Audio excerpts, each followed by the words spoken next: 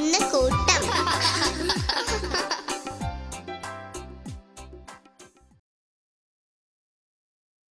ദൈവനാമത്തിന് മഹത്വം ഉണ്ടാവട്ടെ. ഇവിടെ ഇരിക്കുന്ന എല്ലാ അങ്കിൾമാർക്കും ആൻറ്റിമാർക്കും എൻ്റെ എല്ലാ കൂട്ടുകാർക്കും എൻ്റെ സ്നേഹവന്ദനം. ഞാനിവിടെ പറയാൻ പോകുന്നത് ഒരു വിടുതലിൻ്റെ കഥയാണ്. കഞ്ഞിയുമില്ല, വെള്ളവുമില്ല, പണിയോടെ പണി തന്നെ. മടുത്തു എൻ്റെ ദൈവമേ, നീ ഇത് കാണുന്നില്ലേ നമ്മുടെ കഷ്ടപ്പാട്? ഇതാര് പറഞ്ഞതാണെന്നറിയാമോ? ഇസ്രായേൽ മക്കൾ മിസ്രൈമിൽ അടിമ ജോലി ചെയ്ത കാലത്ത് പറഞ്ഞ കാര്യമാണ് ഞാൻ ഈ പറഞ്ഞു വരുന്നത്.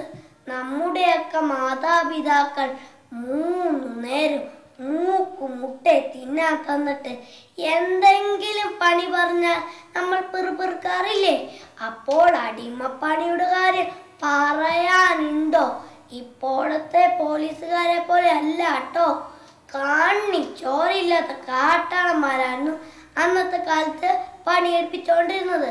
അതോ 2-3 ദിവസം മറ്റോ മാണോ കഞ്ഞിയും വെള്ളവും കാശും ഒന്നും തരില്ലാന്ന് മാത്രല്ല, കിട്ടുന്നതോ നല്ല കനപ്പതടിയും ഇടിയും മാത്രം മിച്ചം.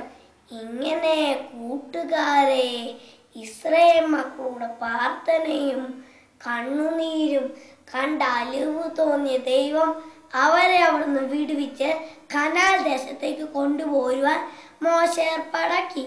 ദൈവം പറഞ്ഞിട്ടല്ലേ മോശ അല്പം ഗമയിൽ തന്നെ ഫറവോനോട് ഇസ്രായേൽ മക്കളെ വിട്ടയക്കാൻ ആവശ്യപ്പെട്ടു. ഫറവോനാരാ മോൻ? ഇസ്രായേൽ മക്കളെ വിട്ടയച്ചില്ല എന്ന് മാത്രല്ല, മോശ വിളിച്ചു പറഞ്ഞു, അതെ, ഇസ്രായേൽ മക്കളെ വിടണോ വേണ്ടെന്ന് ഞാൻ തീരുമാനിച്ചോളാം. തനിക്ക് വേറെ പണിയും കിട്ടുമോ നോക്കടോ. മോശയ്ക്ക് ആകെ നാണക്കേടായി. മോശ വീണ്ടും പറഞ്ഞു, ദൈവം പറഞ്ഞിട്ടാണേ, ഇനി കളിച്ചാൽ തീക്കളിയാവും. എന്നേക്കാൾ വലിയ ദൈവമോ? എന്നാലൊന്ന് കാണട്ടെ. ഫറവോൻ പറഞ്ഞു. ഫറവോനെ ഒരു പാഠം പഠിപ്പിക്കാൻ ദൈവം തീരുമാനിച്ചു. ഒന്നിന് പുറകെ ഒന്നൊന്നായി 10 ബാധകൾ മിസ്രൈം ദേശത്തേക്ക് അയച്ചു. അതൊന്നും ഇസ്രായേൽ മക്കളെ ബാധിച്ചില്ല കേട്ടോ. ബാധകൾ ചിലത് അറിഞ്ഞിരിക്കേണ്ട തന്നെയാ. തവളയില്ലേ, തവള, നമ്മൾ തിന്നുന്ന തവളയല്ല കേട്ടോ, ചോറിയൻ തവള. അത് മിസ്രൈമുടെ വീടുകളിലും പാത്രങ്ങളിലും കിടക്കകളിലും, എന്തിനേറെ പറയുന്നു, അവരെ ദേഹത്തൂടി വരെ കയറാൻ തുടങ്ങി. പേൻപാതിയുടെ കാര്യം പറയാനുണ്ടോ? ഒരു പേൻ തലയിൽ കയറിയ ഉള്ള ബുദ്ധിമുട്ട് കൂടി ഇരിക്കുന്ന ചേച്ചിമാരോട് ചോദിച്ചറിയാം. അപ്പോൾ ദേഹം മുഴുവൻ പേൻ നിറഞ്ഞാൽ എങ്ങനെയാ ജീവിക്കുക? അതുകൂടാതെ വെട്ടുകിളി, നായിച്ച, വെള്ളമില്ലത്തമായത്, കൂരാക്കുരുട്ട് എന്ന് വേണ്ട, ഇല്ലാത്ത ബാധകളൊന്നുമില്ലായിരുന്നു. എന്നിട്ടും ഫറവോ ദൈവത്തെയോ മോശയോ കൂട്ടാക്കിയില്ല. അവസാനത്തെ ബാധയായ കഠിന സംഹാരത്തോടെ ഫറവോന് മനസ്സിലായി, ഇനി കളിച്ചാൽ തീക്കളിയാവും.